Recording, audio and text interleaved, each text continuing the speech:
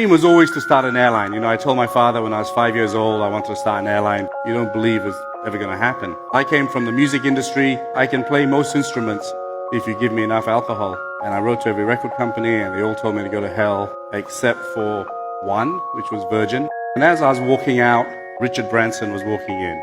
Should I be a shy Malaysian and just smile, or should I grab this opportunity? I think life is all about grabbing opportunities. And as Asians, we spend too long analyzing. Check with our grandmother, check with our grandfather, and then we don't make the decision, and then it's gone.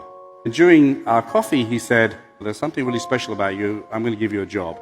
My life changed in a few minutes. Grab your chances, grab opportunities. Don't think twice about it. If you're sitting next to a girl that you fancy, ask her out, because you may never see her again.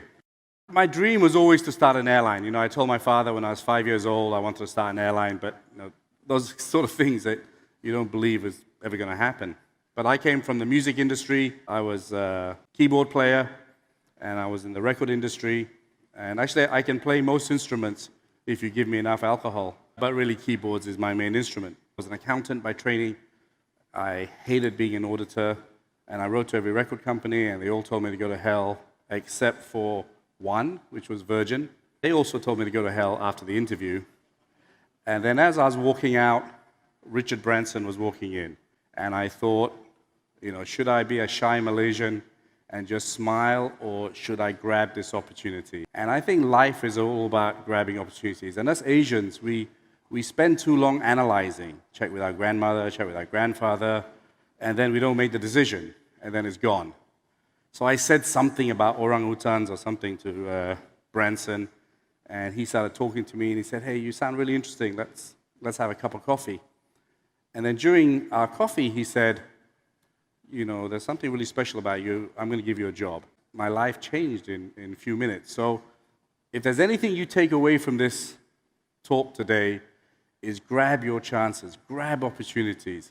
Don't think twice about it. If you're sitting next to a girl that you fancy, ask her out, because you may never see her again, okay? And then you live to regret it for the last time.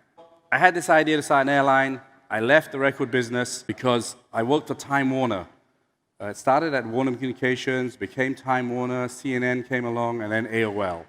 And that was just one merger too many for me. And they'd come up with things like EBITDA, earnings before everything you don't like. I decided to quit. I left, and I was sitting in a bar in London, because I grew up in London. My parents didn't like me. They sent me to boarding school there. And I was thinking about what am I going to do for the rest of my life. And I saw this airline on TV called EasyJet.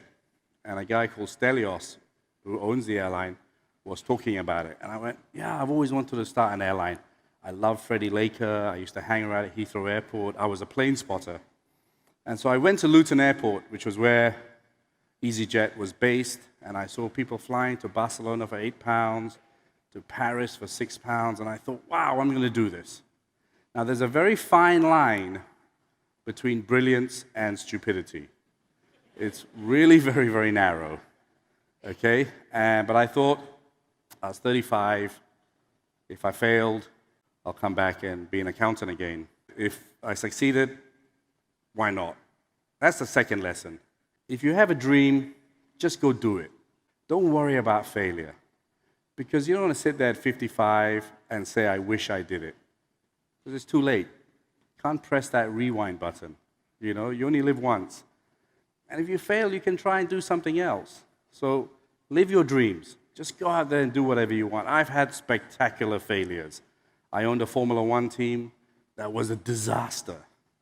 I have a football team that's not so great. But hey, I've done it. I did it, and I love it. And if I get hit by a bus tomorrow, and there are many people in Singapore who'd like to drive that bus, mainly near Changi Airport called Singapore Airlines, then I would have lived a great life. I have no regrets. That was me and Kamarudin, my partner. We took over AirAsia on December the 8th, 2001.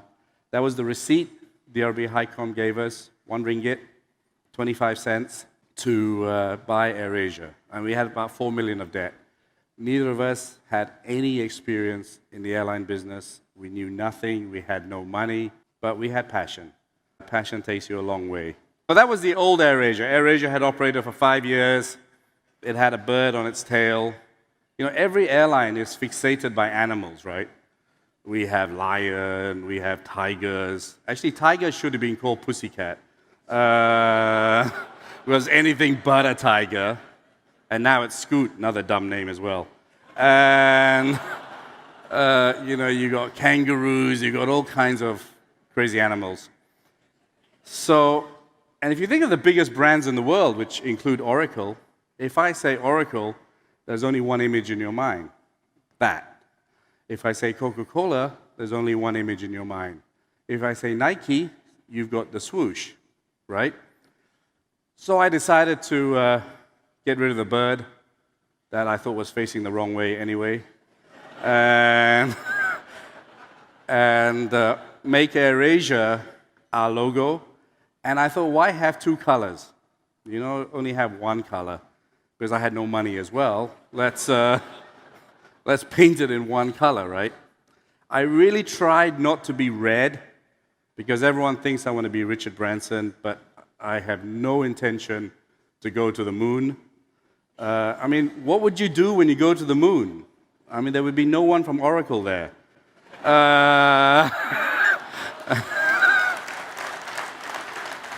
To sell you more software.